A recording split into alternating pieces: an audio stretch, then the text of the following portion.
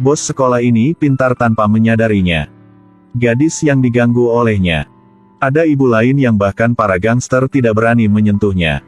Tapi tidak bisa menyalahkan bos sekolah karena begitu berani. Karena bahkan gadis lemah pun tidak tahu tentang legenda lama ibunya. Ibunya dulu adalah ratu tempat ini. Dulu menerima puluhan gangster sendirian tanpa minder sama sekali. Tapi kemudian saya bosan dengan kehidupan membunuh orang yang jahat. Segera menjadi ibu rumah tangga keluarga. Jalani hidup yang mencintai suami dan anak. Putri Ahran adalah segalanya. Biasanya, Kang Ja tidak tega membeli sendiri 50.000. Namun, dia senang membelikan Putri handuk 100.000. Tapi bukan hanya Ahran yang tidak bersyukur. Juga merendahkan gaya yang dipilih ibuku terlalu kasar. Kang Ja merasa sangat bersalah. Baru saja memberi Ahran 2 tagihan baru untuk membiarkannya pergi. Tanpa diduga, uang ini dengan cepat mencapai bos sekolah. Ahran kembali dengan tubuh yang terluka. Malam itu, Kang Ja membersihkan kamar putrinya. Terkejut melihat luka di tangannya. Balikkan selimutnya. Memar di paha bahkan lebih jelas. Kang Ja merasa sangat terkejut. Ahran sekarang bangun dari mimpi buruknya. Kang Ja memaksanya untuk bertanya mengapa dia memar seperti itu. Tapi Ahran karena dia tidak ingin membuat ibunya khawatir. Hanya mengatakan bahwa tidak cukup berhati-hati untuk jatuh. Tapi ibu tidak bodoh. Dia menduga kemungkinan besar dia menderita kekerasan di sekolah. Kang Ja bertanya pada suaminya apa yang harus dilakukan. Tapi suaminya, yang adalah seorang ayah, berkata, keterlibatan orang tua hanya membawa lebih banyak kerugian bagi anak-anak mereka. Kang Ja mengerti. Sepertinya dia masih harus menghadapi ini sendiri. Dia pergi mencari guru wali kelas Ahran. Tapi niat guru sangat jelas. Jika ingin dia melakukan sesuatu, harus mengutamakan uang. Kang Ja tidak berdaya dan hanya bisa pergi ke polisi. Tetapi mereka mengatakan bahwa tanpa bukti, tidak dapat membuat kasus. Kang Ja langsung bertengkar dengan mereka. Akhirnya ditendang keluar. Kang Ja pergi ke pengadilan lagi. Baru-baru ini, pengadilan sedang mengadili kasus kekerasan di sekolah. Melihat seorang siswa yang nakal menangis meminta maaf kepada teman-teman sekelasnya. Kang Ja merasa dia pasti bisa mengatasinya kali ini. Tapi kenyataan menamparkan wajahnya. Karena malam itu dia melihat siswa nakal menggertak teman sekelasnya lagi. Kang Ja saat ini benar-benar tidak tahu harus berbuat apa. Setelah kembali ke rumah, dia menemukan tangan putri berlumuran darah. Menggigil di sudut, tidak berani keluar. Dia segera bergegas untuk bertanya pada putrinya ada apa. Tapi Ahran baru saja memanggil ibunya dan pingsan. Dia membawa pulang putrinya. Benar-benar ingin tahu gadis mana yang beraninya. Dia pergi ke sekolah Ahran. Ingin menanyakan tentang situasi dari teman sekelas. Tapi tidak hanya tidak bisa mendengar apa-apa. Apalagi dalam perjalanan pulang, orang-orang diganggu. Jika Anda terus melakukannya, putrimu mungkin kehilangan nyawanya. Kang Ja kembali ke rumah. Tiba-tiba, dia menemukan putri bersembunyi di bawah meja dalam ketakutan. Dia dengan menyakitkan memeluk putrinya. Lalu bawa Ahran ke tempat tidur. Ganti perban putri dengan hati-hati. Lihat putri disiksa seperti itu. Kang Ja kali ini juga telah mengambil keputusan. Hanya dia yang bisa menuntut keadilan untuk Ahran. Jadi pada malam itu, di bar muncul seorang wanita mengenakan topi hitam. 1 lawan 10. Para preman di bar dengan cepat dirobohkan olehnya. Lalu dia dengan angkuh berkata, katakan pada pemimpinmu aku, Jo Kang Ja sudah kembali. Kakak perempuan perlahan keluar dengan sikap yang sangat sombong. Ketika semua orang berpikir ada drama yang dinanti-nantikan. Keduanya tiba-tiba bergegas ke pelukan satu sama lain. Para junior semua tercengang sekarang. Kang Ja dan Putri Han adalah teman baik ketika mereka masih di sekolah. Ada saat ketika guru melecehkan Putri Han di sekolah. Kang Ja segera menoleh ke dinding untuk menemukannya menghitung buku. Kemudian, guru ini sedang kencing di pinggir jalan ketika dia tiba-tiba melihat seorang penguasa tiba-tiba di sebelah wajahnya. Dia menoleh untuk melihat. Bukankah ini murid nakal di kelasku, Kang Ja? Kang Ja mendorong guru ke dinding. Lalu remas pantatnya. Guru berbicara sangat sulit untuk didengar. Saya pasti tidak akan memaafkanmu. Kang Ja juga tidak rata-rata. Aku akan menyeretmu ke neraka bersama. Keesokan harinya, Kang Ja bertemu dengan pembalasan guru. Tapi sekarang, hanya Putri Han yang bisa membelanya. Setelah sekolah, mobil guru mengalami bencana. Telur busuk yang dicat dan ditangkap. Kang Ja jelas menunjukkan kebencian yang harus dibalas. Kang Ja sebagai manusia juga sangat sopan. Suatu ketika Putri Han diculik oleh keluarga yang tidak adil, Kang Ja segera mengorbankan dirinya untuk membantu.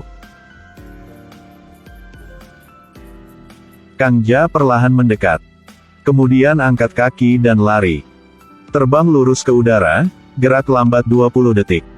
Bahkan ada waktu untuk menginjak kapur. Pada akhirnya, tidak mengambil satu napas pun. Menendang wajah pria itu ke bawah. Berhasil menyelamatkan Putri Han. Tapi sejak saat itu, Kang Ja pensiun dalam persembunyian. Jalani hidup sebagai orang biasa. Sekarang setelah kembali ke Gipsi, secara acak bertemu dengan sahabat Putri Han. So Kang Ja bertanya pada Putri Han. Temukan cara baginya untuk kembali ke sekolah. Dia harus secara pribadi mencari tahu siapa yang melakukan ini pada putri dia. Putri Han dengan senang hati setuju. Pada saat yang sama, dia dengan cepat membantu Kang Ja dengan prosedur penerimaan. Kang Ja juga mengembalikan kecantikannya sekali. Ubah Enchantics menjadi gadis SMA biasa. Berkat struktur Putri Han, Kang Ja telah diterima di kelas Ahran. Karena putrinya dirawat di rumah sakit, Kang Ja untuk sementara duduk di tempatnya. Baru sekarang Kang Ja mengetahuinya. Meja gadis itu penuh dengan hinaan. Kang Ja bertanya-tanya siapa yang melakukannya. Kemudian siswa jahat yang bully Ahran datang. Di dalamnya, seorang siswa yang buruk bahkan berbicara sangat keras kepada Kang Ja. Akibatnya, Kang Ja menjambak rambutnya dan menghancurkannya di atas meja. Lalu dia memecahkan sapu. Ajari anak-anak nakal yang mendominasi ini sekali. Saat dia hendak memukul seseorang, kemudian seorang siswa laki-laki meraih tongkatnya. Hentikan sekarang, murid pindahan. Ahran memiliki temperamen panas seperti es krim, tentu saja dia tidak memperhatikannya. Dia berbalik di tempat. Segera remas lehernya dengan satu tangan. Saat hendak mengangkat tangan untuk meninju, guru wali kelas ada di sini tepat waktu untuk menghentikannya. Tapi Ahran sama sekali tidak menyelamatkan muka untuknya. Satu tangan menjepit erat di leher guru wali kelas. Lalu buang dia seperti ayam. Kemudian meninju siswa laki-laki dan jatuh tertelungkup. Kemudian dia memanggil siswa nakal yang menggertak putrinya ke atap. Sekarang, dia ingin memaksanya untuk bertanya siapa pelakunya yang melukai Ahran dari mulut siswi ini. Tapi Jung Hee sudah dipukuli sampai mati. Kang Ja sangat memahami prinsip. Mengekspresikan bahwa dia tidak akan menghitung dengan Jung Hee. Jung Hee meneteskan air mata. Lalu dia memberitahu Kang Ja semuanya. Di sekolah ini ada perbedaan kelas yang sangat jelas. Misalnya, ketika pergi ke toilet, siswa normal mungkin harus mengantri untuk mendapatkan nomor. Tapi Bokdong, yang keluarganya memiliki sedikit darah di dunia bawah, datang kemudian. Siswa normal harus menahan kesedihan mereka dan menyingkir. Tapi Bokdong juga bukan yang terbaik di seluruh sekolah. Putra kepala sekolah Sang Tae datang terakhir. Bos sekolah seperti Bokdong juga harus menahan kencingnya sedikit. Biarkan Sang Tae yang menanganinya dulu. Sang Tae bukan hanya orang dengan posisi tertinggi di sekolah. Bahkan gurunya tidak enak dipandang. Juga akan dipecat sesuai dengan suasana hatinya. Dapat dikatakan bahwa Sang Tae adalah bos dari bos sekolah di sini. Bokdong hanyalah seorang junior.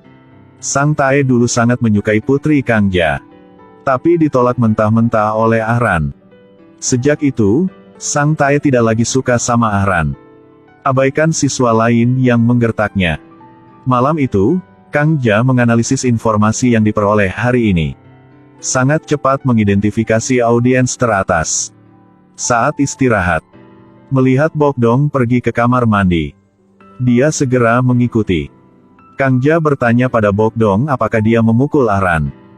Tapi Bokdong bilang dia tidak pernah memukul wanita. Kang Ja tidak percaya. Keduanya bersiap untuk bertarung lagi. Tapi adegan ini menarik perhatian Sang Tae. Dia bertanya pada Kang Ja mengapa dia mengenal Ahran. Tapi Kang Ja memikirkan bagaimana Sang Tae dulu menyukai putrinya. Namun, menyebabkan Ahran sangat menderita. Apakah Anda masih seorang pria? Kebiri dirimu. Bokdong tidak tertarik pada Kang Ja dan berbalik untuk pergi. Kang Ja mengutuknya. Cepat mengejar. Dia mengikutinya di luar sekolah. Bokdong sekarang memasuki klub. Kang Ja saat itu yang mengenakan seragam tidak bisa masuk. Dia tidak punya pilihan selain mengganti pakaiannya di tempat. Setelah beberapa saat menyamar, dia menjadi penampilannya yang berusia 30 tahun. Lalu dia pergi ke klub. Ketika saya sedang mencari Bokdong, seorang tuan hantu mengira itu adalah seorang pelayan. Dia melecehkannya tanpa henti. Kang Ja juga bukan pengganggu. Pukul dia tepat di dada. Kemudian meraih dasinya di lehernya. Lalu tendang dia ke ruang VIP. Setelah itu, Kang Ja pergi ke ruang VIP lain. Dia akhirnya melihat sosok Bokdong di dalamnya. Dia menemukan bahwa ini tidak sesederhana kelihatannya. Gadis bernama Yi Kyung ini adalah sahabat Ahran. Tapi entah sejak kapan, Yi Kyung diganggu setiap hari. Tapi suatu hari, Guru Do Jungwoo datang untuk menyelamatkan. Biarkan Yi Kyung mencari dukungan. Di bawah godaan intens Do Jungwoo, Yi Kyung yang polos dengan cepat jatuh cinta. Dua orang mengidentifikasi hubungan. Tapi Do Jungwoo benar-benar brengsek. Setelah mendapatkan Yi Kyung, dia tidak menghargainya lagi. Juga, setelah mengetahui bahwa Yi Kyung tidak menstruasi selama 3 bulan. Dengan kejam meninggalkannya, So Yi Kyung memutuskan untuk mengancam Do Jungwoo. Aku akan menceritakan keseluruhan cerita. Jin Yi Kyung. Aku bisa membuatmu kehilangan segalanya. Harap ingat untuk memasukkannya ke dalam. Yi Kyung dengan arogan pergi. Tapi Do Jungwoo tidak akan duduk di sana menunggu untuk mati. Dia segera memanggil bawahannya. Harus mengajarinya dengan hati-hati. Yi Kyung membicarakan hal ini dengan Ahran. Ahran menyatakan bahwa dia pasti akan melindunginya. Hasilnya, malam itu, bos sekolah telah datang ke Yi Kyung. Ahran tidak tega melihat Yi Kyung dibully. Berdiri untuk membantu. Perisai depan melindungi Yi Kyung. Tapi tindakan ini menempatkan Ahran dalam bahaya. Dalam perjalanan pulang, Ahran diancam oleh seseorang dengan pisau. Minta dia untuk tidak ikut campur urusan orang lain. Jika tidak, dia akan dibunuh. Sejak saat itu, arwah Ahran diserang dan harus dirawat di rumah sakit. Melihat sahabatku menjadi seperti ini, Yi Kyung memilukan. Hari ini dia akhirnya mengambil keputusan. Ceritakan pada ibu apa yang dia alami di sekolah itu. Kalau soal pindah sekolah lagi, jawabanku akan tetap sama. Aku tidak berbicara tentang itu. Bu, aku. Ibunya sibuk bekerja lagi. Tidak peduli dengan putri sama sekali. Yi Kyung tidak punya pilihan selain mengeksposnya secara online. Tapi keesokan harinya, Bokdong datang menemuinya. Bokdong menyuruhnya untuk tidak berpikir tentang menggulingkan Do Jungwoo. Dia menyuruh Yi Kyung untuk keluar dari kota ini dengan cepat. Jika tidak, akan dalam bahaya. Tapi Yi Kyung sudah mengambil keputusan. Malam itu dia menyelinap ke perpustakaan untuk mencari bukti. Anehnya, Do Jungwoo meramalkan bahwa dia akan melakukannya. Tapi tunggu di sana untuk waktu yang lama. Yi Kyung panik dan lari. Hasilnya langsung lari ke rooftop. Kebetulan, Bokdong juga ada di sini. Kemudian dia melihat darah segar Yi Kyung mewarnai tanah menjadi merah. Ibu Yi Kyung putus asa setelah mengetahuinya. Di pemakaman Yi Kyung, Do Jungwoo bahkan menyampaikan belasungkawanya. Ibu Yi Kyung langsung melemparkan bunga ke wajahnya. Anda membunuh putri saya, tetapi Anda masih berani menunjukkan wajah Anda di sini. Ternyata, Ibu Yi Kyung sudah mengetahui semuanya. Setelah Do Jung-woo keluar, polisi segera datang dan memintanya untuk bekerja sama dalam penyelidikan. Tapi sebelum itu, Do Jung-woo mendapatkan ponsel Yi Kyung. Dia menghapus semua bukti di dalamnya. Merasa tidak aman, dia bahkan hancurkan ponselnya. Dengan demikian, dia bebas dari semua tanggung jawab. Kondisi Ahran di sini juga membaik. Untuk membantu Yi Kyung membalas dendam, dia memutuskan untuk bekerja sama dengan ibunya untuk kembali ke sekolah.